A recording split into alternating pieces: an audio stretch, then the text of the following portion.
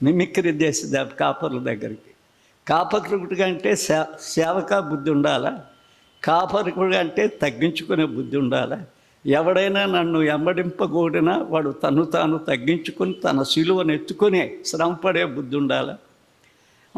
లోకంలో అనుభవించే సౌఖ్యాలన్నీ అనుభవించటానికి Hebrew 2 Timothy 3లో రాసినట్టు దేవుని కంటే సుఖానుభవమును అనుభవించే సేవకుడు వారిని మనం అనుసరించవద్దు అని బైబిల్ గట్టిగా ఘంటాపదముగా విముఖుడవై ఉండమని చెప్పాడు. అట్టి వారికి మీరు విముఖుడవై ఉండమని చెప్పాడు. మన కాపరి అలాంటి వాడు కాదు. మనతో కలిసిపోయి మనతో సహజీవనం చేసి మనతో ఉండేవాడు. బైబిల్ గ్రంథంలో మనం చూస్తే ఆయన ప్రధాన కాపరి కూడా 1 పేతురు 2:4లో చూస్తే the lord is my shepherd I shall not want. The sweetest word ఏంటంటే ఇందులో మై, ఆయన నా కాపరి. ఎప్పుడన్నా చెప్తావా? ఈ భూలోకంలోకి వచ్చిన యేసు నా కాపరి. Sweetest word. ఆయన గొర్రెలకు దేశానికి కాపరి కాదు, లోకానికి రక్షకుడు కాపరి అని చెప్పకూడదు. మై, నా కాపరి ఆయన. యేసుక్రీస్తు వచ్చిన వాడు నీ కాపరి. ఎప్పుడన్నా ఆ కాపరి కాపుదలలోకి వచ్చావా? ఆ కాపరి భద్రతలోకి వచ్చావా? ఆ కాపరి క్షేమంలోకి వచ్చావా? ఆ కాపరి దగ్గర నీ జీవితం ఉందా? ఒకసారి ఎప్పుడన్నా పరీక్షించుకో. నీకు ఇంకేదైనా కాపరి ఉన్నాడా? ఏసే కాపరి. ప్రభుదాస్ గారు కూడా కాదు, ఆయన సర్వెంట్ అంతే. ప్రభుదాస్ ఆయన సర్వెంట్. మనకు నిజమైన కాపరి ఆయన. మనం నిజమైన కాపరి ఆయన. ఈ కాపరి మనకేం చెప్తున్నాడో తెలుసా? ఎంత మంచి మాటలు చెప్తున్నాడో చూడండి. ఈ కాపరి బైబిల్ గ్రంథంలోకి వద్దామా? తీయండి. 10వ అధ్యాయం 28 నుంచి చదువుదామా? 10వ అధ్యాయము చూద్దాం. ఎక్కడి నుంచి చదువుదాం? 27 నుంచే చదువుదాం. నా గొర్రెలు ఏం చేస్తాయి? నా స్వరం వింటాయి, నేను వాటిని ఎరుగుదును. స్వరం వినకుండా ఆయన అడిగినాడంటే అట్ట. చాలామంది దేవుని మాట వింటున్నారు కానీ ఆ మాటను గైకొంటాం లేదు. మనం ప్రకటన గ్రంథం ధ్యానిస్తున్నాం. ఇది అయిపోయినాక కూడా ప్రకటన గ్రంథం ఉంటుంది ఈ జనవరి కొంతకాలమైనాక కదా. ఆయన మాట వినమని ఉంటుంది, గైకొనమంటాడు. ప్రకటన 1:3లో ఆయన వాక్యం వింటాం కాదు, అది గైకొనాల. గొర్రెలు ఏం చేస్తాయి? ఆయన మాట వింటమే కాదు, వాటిని గైకొంటాయి. గద్దిస్తే దారి తప్పితే దారిలోకి వస్తాయి కదా. ఏమన్నా తిరుగుబాటు చేసి వెళ్ళిపోవడానికి ప్రయత్నం చేస్తే అక్కడ లోయలు ఉంటే ఆయన దుడ్డకరతో ఒకటి కొడతాడు. కొన్నిసార్లు నన్ను కొట్టాడు, తప్పిపోయాం. కానీ ఆ దెబ్బలు మర్చిపోయాం, ఆ రోగాలు మర్చిపోయాం, ఆ దినం మన సాక్ష్యాలు మర్చిపోయాం. ఆ బెడ్ మీద పండుకొని ఏం తీర్మానాలు చేసుకున్నామో ఆ తీర్మానాలు మర్చిపోయాం. చూసావా ఎంత అదములం మనం. చాలాసార్లు నా జీవితంలో కూడా మర్చిపోతాను అనుకుంటాను నేను. తప్పు. ఆయన నిన్ను ఎలా కాపాడుతున్నాడు? మనుషులు కాపాడాలా? దేవుడు ఎలా కాపాడుతున్నాడు? ఆయన హస్తాలే కాపాడుతున్నాడు. నువ్వు వినవలసింది ఆయన స్వరం. ఆయన స్వరం. ఎప్పుడైతే ఆయన స్వరం వింటావో అప్పుడు ఆయన ఏమంటాడో తెలుసా? నేను ఎరుగుదును, నా గొర్రె నాకు తెలుసు. నా గొర్రె నాకు తెలుసు. ఎందుకు తెలుసు? అది నా స్వరం వింటది. సైతాను స్వరం వినదు, లోక స్వరం వినదు, లోకపు వాటిని ముందేసుకొని కూర్చోదు, లోకంతో పొత్తు చేయటానికి ఇష్టపడదు. లోకంలో నుంచి ప్రత్యేకించింది నేను ఎరుగుతా, నాకు తెలుసు. నేను ఎరుగుతా, ఆయన నాకు తెలుసు.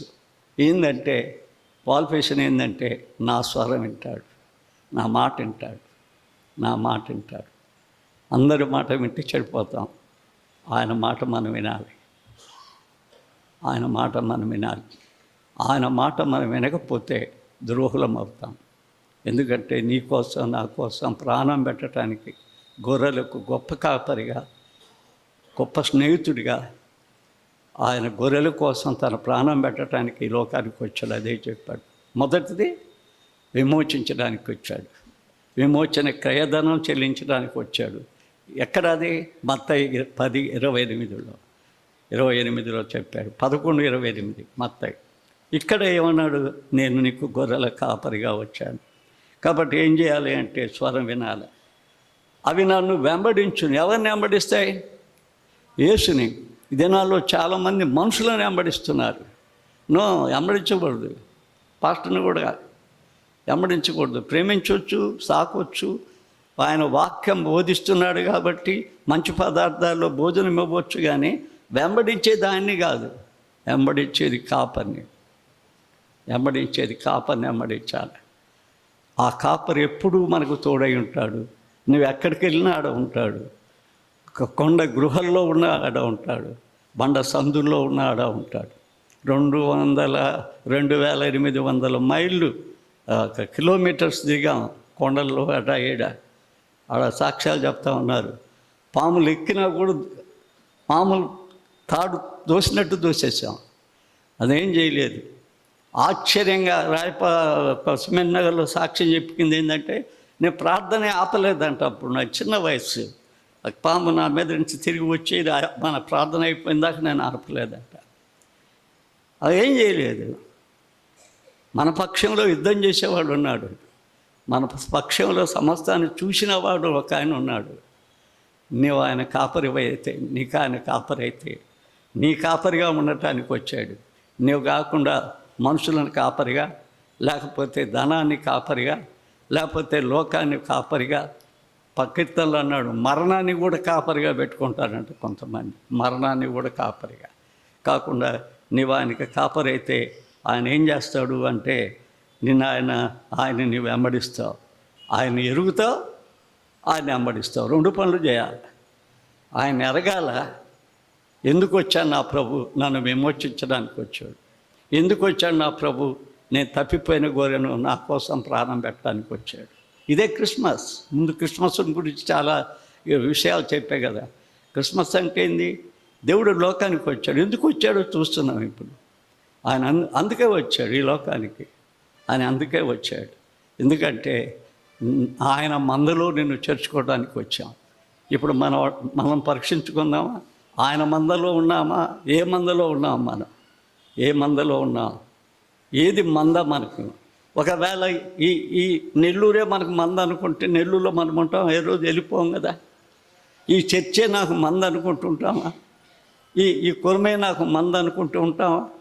ఇది శాశ్వతం కాదు కదా, అశాశ్వతమైంది ఇది యాత్రికులుగా ఉన్నాం, పరదేశీయులుగా ఉన్నాం, దారి తప్పిన గొర్రెలుగా ఉన్నాం.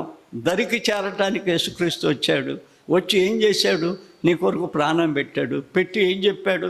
నా స్వరం విను, నా మాటలు విను. ఏంటి? బైబిల్ అంతా ఆయన మాటలు. అవి ప్రభుదాస్ మాటలు కాదు, యేసుదాస్ మాటలు కాదు, అవి దేవుని మాటలు. నా మాటలు విను, వాటిని గాయకొను, నన్ను వెంబడించు. ఆ 2 ఆయన కండిషన్స్ మనకు పెట్టడం మనం చూద్దాం. తర్వాత ఆయన ఏం చెప్తాడు? నేను వారికి ఏమిస్తాను? జీవం. 28 చూడండి, 10:28. మళ్ళా 27కి వెళ్దాం. నా గొర్రెలు నా స్వరం వినును, నేను వాటిని ఎరుగుదును, అవి నన్ను వెంబడించును, నేను వాటికి నిత్య జీవమునిచ్చుచున్నాను, కనుక అవి ఎన్నటికీ నన్ను సింపవు. ఎవడు వాటిని నా చేతిలో నుండి అపహరింపలేడు. బలమైన చెయ్యి ఆ చేతిలో నుండి తీసుకోవాలనుకుంటే వాతలు పడతాయి. ఆయన చేతిలో ఉన్న మనల్ని ఎవరు తాకలేడు. తాకితే భయంకరం. నువ్వు ఆయన చేతిలోకి రాబిడ్డ. ఈ క్రిస్మస్ అంటే ఏంది? ఆయన చేతిలోకి వచ్చేయటం. ఆయన నా కాపరిగా వచ్చాడు. ఆ కాపరి దగ్గర ఆయన స్వరం వినాలా, ఆయన వెంబడించాలా. ఆయన ఏదో పండగ చేసుకోవడానికి కాదు. పండగ చేయొద్దు అంటాం లేదు, ఇందాక చెప్పే కదా, పండగ చేయొచ్చు. కానీ యేసు ఎందుకు వచ్చాడు అని మాత్రం తెలియకపోతే నిష్ప్రయోజనమైన జీవితం. ఆయన నీ కాపరిగా, ఆయన నీ కోసం ఈ లోకానికి వచ్చాడు. ఆయన నా కాపరి అని నువ్వు చెప్పుకోగలిగితే ఎంత ధన్యత అనేది మనం చూద్దాం. తర్వాత మరి ఎన్నడూ నా నుండి ఎవడు నా చేతుల్లో నుండి విడిపించాడు. చూసారా, అంత మంచి గొర్రెల కాపరి ఆయన. 2 విషయాలు చూసాం, మళ్ళీ మీరు మర్చిపోకుండా చెప్తున్నా. మొదటి విషయం మళ్ళా చూడండి, ఎవరైనా కొత్తగా వచ్చుంటే మత్తయి సువార్త 20:28 అక్కడ ఏం చెప్పాడో చూడండి. ఏం చెప్పాడు ఆయన? మనుష్య కుమారుడు పరిచర్యము చేయించుకోవడానికి రాలేదు, కానీ పరిచారము చేయుటకును అనేకులకు క్రయధనం, విమోచన కొరకైన క్రయధనం చెల్లించడానికి వచ్చాడంట. నీ కొరకు క్రయధనం చెల్లించడానికి ఈ లోకానికి వచ్చాడు. పరిచర్య చేయటానికి వచ్చాడు, పరిచర్య చేయించుకోవడానికి రాలేదు ఆయన. ఇంపాసిబుల్, పరిచర్య చేయించుకోవడానికి రాలేదు. చాలామంది పరిచర్య మేము చేస్తున్నాం అనుకుంటున్నారేమో. నో, ఆయన చేయించుకోవడానికి చేయటం నీ రెస్పాన్సిబిలిటీ. అది నాట్ క్రెడిట్. అదొక పెద్ద ఇది కాదు. వినయంగా చేయటం, విధేయతగా చేయటం, యేసు వలె చేయటం. సైతాన్లాగా చేయకూడదు. సాతాను అహంకారి, అవిధేయత, ఆ పరిచర్య దేవుడికి అంగీకారం కాదు. అది సైతానికి అంగీకారమైన నరకానికి తీసుకెళ్తాడు. దేవునికి అంగీకారముగా ఉండాలంటే నీ పరిచర్యలో దేవుని స్పందన ఉండాలి. యేసుక్రీస్తు స్పందన. ఆయన రిక్తుడై తను తాను తగ్గించుకున్న ఆ స్పందన నీ జీవితంలో ఉండాలి. రెండవది ఏంది? నేను కాపరిగా వచ్చాను. 10:11 గొర్రెలకు జీవము కలుగుటకును అది సమృద్ధిగా కలుగుటకును నేను వచ్చి తిని, అది సమృద్ధిగా కలగటానికి నేను వచ్చాను. అది సమృద్ధిగా కలగటానికి వచ్చాను. సమృద్ధి జీవితం ఇవ్వటానికి వచ్చాడు. లోకంలో ఎక్కడా నీకు సమృద్ధి జీవితం దొరకనే దొరకదు. యేసుక్రీస్తులోనే ఆ సమృద్ధి దొరికేది. జీవితంలో ఆనందంగా ఉంటాం, కుటుంబం సమాధానంగా ఉంటుంది, నీ పిల్లలు, నీ పెద్ద తండ్రులు ఆశీర్వదించబడతారు. వారు భూలోక సంబంధమైనవే కాకుండా పరలోక సంబంధమైన దీవెనలు నీ కుటుంబంలో కుమ్మరించబడతాయి. సమృద్ధిగా ఇవ్వటానికి ఇచ్చాను. ఆయన తగ్గించేయడు, కట్ చేయటం ఆయన చేత కాదు. ఎందుకంటే ఆయన సమృద్ధిగా మనకిస్తాడు అని మనకు చెప్పి ఉన్నాడు. కాబట్టి అది క్రిస్మస్. అలాంటి క్రిస్మస్ ఎందుకు వచ్చాడో అలాంటి క్రిస్మస్ మనకు అడగాల. కాబట్టి ఈ క్రిస్మస్ అంటే అర్థం ఏంటి అంటే, ఇమ్మానుయేల్, దేవుడు మనకు తోడుగా ఉండటానికి వచ్చాడు, భయపడకూడదని చెప్తూ ఉన్నాడు. ఈ క్రిస్మస్ అందాల క్రిస్మస్, ఆనందమయం క్రిస్మస్, ఆత్మీయ క్రిస్మస్. మనం ఆత్మీయ క్రిస్మస్ మర్చిపోయాము అంటే ఇది ఒక లోక సంబంధమైన పండగ చేసుకున్నట్టే అవుతాం. అది ఆనందమయమే, ఆనందించండి, తప్పులేదు. ఆనందంలో ఆత్మీయత కొట్టుకుని పోకూడదు. ఆత్మీయతలో ఇంకా హృదయానందం ఉంది. ఆత్మీయతలో మానవుడికి హృదయానందం ఉంది. దేవుడు మనతో ఉంటే ఏముంటుంది మనకు? చాలాసార్లు చెప్పాను, దేవుడు మనతో ఉంటే ఏముంటుంది? దేవుడు మనతో ఉంటే, ఆయన కాపరై ఉంటే, ఆయన మన విమోచకుడై ఉంటే ఏముంటుంది? 16వ కీర్తనలో చెప్పాడు కదా, 11వ వచనంలో, నీ సన్నిధిలో సంపూర్ణ సంతోషం ఉంది. క్షణభంగురమైన సంతోషం కాదు. నాడు టికెట్ కొనుక్కొని పోతావు, సినిమా చూస్తావు, ఇన్ని ఒక క్షణం ఉంటుందా? ఒక గంట ఉంటుందేమో. ఆ గంట అయిపోయినాక ఆ సంతోషం ఉంటుందా? ఏళ్ళబడే మొహం వేసుకుని ఇంటికి వస్తావు, డబ్బులు పోగొట్టుకుంటావు, ఇంటికి వస్తావు. భూలోకంలో ఉండే క్షణభంగురమైన సంతోషం కోసం ఎంత హెచ్చిస్తున్నాను, ఎంత దండగ చేస్తున్నాను, అవన్నీ కూడా పరలోకంలోకి పోగలుగుతావా? పోలేవు. ఆయన దగ్గర నిత్య సంతోషం ఉంది, రక్షణానందం ఉంది ఆయన దగ్గర. ఆయన కలవారు రక్షతో ఆనందిస్తాడు, ఆ రక్షణలో గంతులేస్తాడు, ఆ రక్షణలో చేస్తాడు. మళ్ళా నాకు అది గుర్తొస్తుంది, మీకు తెలిసిందే గుర్తొస్తుంది. హబక్కూకు ఏమంటాడో తెలుసా? నా దొడ్లో లేకపోయినా, గొర్రెలు లేకపోయినా, నా పంట రాకపోయినా నేను యెహోవా యందు ఆనందిస్తాను. ఆయన నా కాలు లేడీ కాలగా చేసి ఎత్తైన స్థలానికి, ఆ పరలోకానికి తీసుకెళ్తాడు. ఏ ఆస్తి తీసుకెళ్ళదండి పరలోకానికి. పాపం కష్టపడి యవన ప్రాయంలో మనుషుడు సంపాదించుకుంటాడంట, వృద్ధాప్రాయంలో వాడిని తిన్నీరంట. ఆఖరి చచ్చిపోయినప్పుడు ఎప్పుడు పడేద్దామా అని పడేస్తాడంట. ఇప్పుడు చచ్చిపోయిందా కూడా ఉంచడం లేదు తండ్రులను తల్లిదండ్రులను. వీడు బతుకుంటే ఇంతకాలం మేము అనుభవించలేదని చంపేస్తున్నారు కొంతమంది. వాడిని చంపేస్తే మేము సంతోషించవచ్చు అని. పాపం కష్టపడి సంపాదించిన సంపాదన నిరర్ధకమైపోతుంది. అది ఏమాత్రం ఉపయోగం లేకుండా పోతుంది. కాబట్టి బిడ్డలారా, నీ సంతోషం ప్రభు, నీ నిత్య జీవం ప్రభు, నీ కాపరి ప్రభు. ఆయన నీ కోసం వచ్చాడు, నీ కోసం ప్రాణం పెట్టాడు. ఇంకా ఆఖరిది మళ్ళా మనం చూద్దాం. ఇంకా ఆఖరిది చాలా మనకందరికీ తెలిసిందే, ఇవన్నీ మనకు తెలిసిందే, కొత్తదేమీ నేను మీకు ఈ దినం బోధ చేయటం లేదు. కాకపోతే ఏంటంటే క్రిస్మస్ అంటే మనం ఒట్టి క్రిస్మస్నే అనుకున్నాం. ఆయన ఎందుకు వచ్చాడో అయిపోయింది. యేసుక్రీస్తు ఎందుకు వచ్చాడు ఒక ప్రవచనం చాలా బాగా చెప్తా ఉంటా. చనిపోయిన దగ్గర చెప్తా, అక్కడ చెప్తా, ఇక్కడ చెప్తా. ఎందుకంటే మరి కంటతో ఉండిపోవాలని. ఎందుకు వచ్చాడని చెప్పాడు. లూకాలో చాలా బాగా రాశాడు కదా, యెషయాలో చాలా బాగా రాశాడు. యెషయాలో రాసిందే లూకా ఎత్తాడు. ఏమని ఎత్తాడు లూకాలో 1:49 ఏమెత్తాడు? మరణఛాయలోను చీకటిలోను కూర్చున్న వారికి ఆయన అరుణోదయ దర్శనం. అందుకొచ్చాడు. మానవ ప్రపంచమంతా కూడా సాతాను చేత పట్టబడి శరీరాశ, నేత్రాశ, జీవపు డమ్మం ఈ మనకున్నాయి కదా. చిన్నగా నేత్రాశ, చాలా చెడ్డది నేత్రాశ. చూసారా ఇప్పుడు మన బిడ్డలంతా, మిమ్మల్ని ఏమంటున్నాను అనుకోగాకండి, మా బిడ్డలు మీరు పోతాం. నేను కూడా ఒక డ్రెస్ సెలెక్ట్ చేసుకుంటాం, ఇంటికి తెచ్చుకుంటాం. ఇంటికి తెచ్చుకున్నాక నచ్చదు. అది ఏమనుకుంటామో తెలుసా? పలాని కొట్లో చూసిన ఇంకొకటి బలి ఉంది అనుకుంటాం. అది బలి ఉంది, నేను తెచ్చుకున్నది బాగలేదు అనుకుంటాం. ఎవరన్నా ఇంకోటి కట్టుకొచ్చారనుకో, వాళ్ళు కట్టుకున్నది బాగలేదు, నా సూట్ బాగలేదు, ఇట్రేసిన బట్టలు బాగున్నాయి. మనుషుని స్వభావం ఇది, మన స్వభావం కాదు ఇది. సాతానుడు మనల్ని ఆ స్వభావాన్ని కలుగజేశాడు, తృప్తి పడనీయకుండా చేశాడు మనల్ని. మనలో ఏం చేశాడంటే శరీరాశ, నేత్రాశ, జీవిత డంబాన్ని పెట్టి తృప్తి లేని జీవితాన్ని మనకు అంటగట్టాడు. తృప్తి లేని జీవితాన్ని అంటగట్టాడు. ఎందుకంటే ఆ తృప్తి లేకుండానే అగ్నిలో నువ్వు నిత్యము కాలుతుండమని. అక్కడ కూడా నీకు ఎందుకురా నిత్యం ఆకు.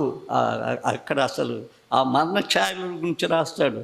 అక్కడ మంట ఆరదు, అగ్ని చల్లారదు. ఇంకా చాలా ఎక్కువ చెప్తున్నారు వాళ్ళు, నేను ఆలోచించలే, అది చెప్పాలనుకోలేదు. అలాంటి స్థితిలో ఉన్న మానవ జీవితాన్ని దేవుడు ఏం చేశాడు అంటే నీ మరణాన్ని తప్పించడానికి వచ్చాడు. గుర్తుందా? క్రిస్మస్ అంటే నీకు మరణం తప్పించడానికి వచ్చాడు. నేను మరణంలో నుంచి నిత్య జీవానికి తీసుకెళ్ళడానికి వచ్చాడు క్రీస్తు. మరణంలో పండగ చేయొద్దు, మత్తులో పండగ చేయొద్దు, శరీరేచ్ఛలో పండగ చేయొద్దు, లోకంలో పండగ చేయొద్దు. నా ప్రియమైన బిడ్డలారా, ఎప్పుడు కన్ను మూస్తామో తెలియదు. నాకు వచ్చింది, నా కళ్ళ ఎదుటే వచ్చింది నా రథం నా దగ్గరికి, నా కళ్ళ ఎదుటే దిగింది. ఇంకా రాయాలా, కొంత సమయం కావాలని గ్రేస్ పీరియడ్లో ఉన్నా. నేను నాకేం భయం లేదు, గ్రేస్ పీరియడ్లో ఉన్నా కదా. ఆ మరణానికి పోకుండా నన్ను కాపాడుకోవటానికి, ఆ గ్రేస్ పీరియడ్ కాపాడుకోవటానికి ఎప్పుడో ఒకసారి నన్ను మరణం దర్శిస్తుంది. యేసు లేకుండా ఉంటే నీ జీవితంలో, లోకం నీ జీవితంలో ఉంటే ఏమవుతావో తెలుసా? నిత్య నరకానికి పోతావు. యేసు ప్రభు అప్పగిస్తాడు, ఆయన తెలియకుండా పోలేం. తెలుసా? ప్రకటనలో ఏముందో తెలుసా? మరణపు ఆ యొక్క తాళాలు కూడా ఆయన చేతిలో ఉన్నాయి. సాతానుడు వచ్చి ఎవరిని అడగాల? దేవుణ్ణి అడగాల. ప్రభుదాస నా మనిషి అని అడుగుతాడు. అప్పుడు నీ దగ్గరకు వచ్చాడా నీ మనిషి, నేనేం చేయను అంటాడు. మోసేని పట్టుకుని వెళ్ళిపోవాలనుకున్నాడు. మోసే ఏదో 2 తప్పులు చేశాడు, ఆ తప్పులతో పట్టుకుని వెళ్ళిపోవాలనుకున్నాడు. కానీ మికాయేలు వచ్చింది. మికాయేలు అంటే ఎవరో తెలుసా? దేవుడి దగ్గర 2 దూతల సమూహం ఉంది. సెరబులు 2 ఉన్నాయి. ఆ 2లో మికాయేలు ఒకదానికి హెడ్, గాబ్రియల్ ఒకదానికి హెడ్. గాబ్రియల్ హెడ్ పోగొట్టుకున్నాడు, పాపం సైతాన్ అయ్యాడు. ఈ మికాయేలు ఒక్క దేవదూత 1,950,000 మందిని చంపేస్తుంది. దేవదూత వచ్చి నేనేమన్నాను, దేవుడే నీకు తీర్పు తీర్చుగాక మోసే నా వాడని తీసుకుని వెళ్ళిపోయింది. కాబట్టి ఆ మరణ ఛాయలో ఉన్న మనల్ని సాతాను నుంచి మనల్ని రక్షించడానికి యేసు ప్రభు ఈ భూలోకానికి వచ్చాడు. యెషయా ఒకసారి తీస్తారా? యెషయాలో ఏముందో చూడండి. 25:8 మరెన్నడూ ఉండకుండా మరణమును ఆయన మృంగివేసెను. మరి ఎన్నడూ ఉండకుండా మరణాన్ని ఆయన మింగేశాడు ఈ లోకానికి వచ్చి. ఏంది యేసు వచ్చి ఏం చేశాడో తెలియకుండా క్రిస్మస్ చేస్తే అట్ట ఆయన మరణాన్ని మింగేశాడు. నీవు నేను మరణపాత్రులమైతే యేసుక్రీస్తుని రక్షకునిగా అంగీకరిస్తే, అంటే బ్యాప్టిస్ట్ వాళ్ళు రక్షకుడి కంటే ఒప్పుకోరు అనుకుంటా కాదు, ఖచ్చితంగా సొంత రక్షకుడిగా అంగీకరించాలి. శూన్యుని కూడా అంగీకరించాడు. నీవు సిద్ధపరిచిన రక్షణ నేను కళ్ళార చూశానని. నీవు నేను కూడా చూడాలి రక్షణని. రక్షణ చూడకుండా మా నాయన క్రైస్తవుడు, నేను క్రైస్తవుని, మా తాత క్రైస్తవుడు, నేను క్రైస్తవుని, ఈ వంశపారంపర్యం లేదు దీంట్లో. వ్యక్తిగతంగానే దేవుణ్ణి ఒప్పుకోవాలి. చూసారా, మరణాన్ని మింగేశాడంట. ఇంకా యెషయా 26 అండి 19 వచ్చినవి ఏముందో చూడండి. 19లో ఏముంది అక్కడ? మృతులైన నీ వారు బ్రతుకుదురు, నా వారి శవములు సజీవములగును, మట్టిలో పడి ఉన్న వారలారా మేల్కొని ఉత్సహించుడి. క్రిస్మస్, పరలోక క్రిస్మస్. ఈ ఉత్సాహం ఏంటంటే క్రిస్మస్ అయిపోయినాక ఎన్ని అప్పులు రాని అప్పులు ఎత్తుకులాడుకోవటం. అక్కడ బ్రతికి ఉత్సహిస్తారట. అసలు భూలోకములో ఒక్కడు రక్షించబడితే పరలోకంలో ఏం ఆనందం, ఎవరు ఆనందిస్తారు? దేవదూతలు, తెలుసు కదా.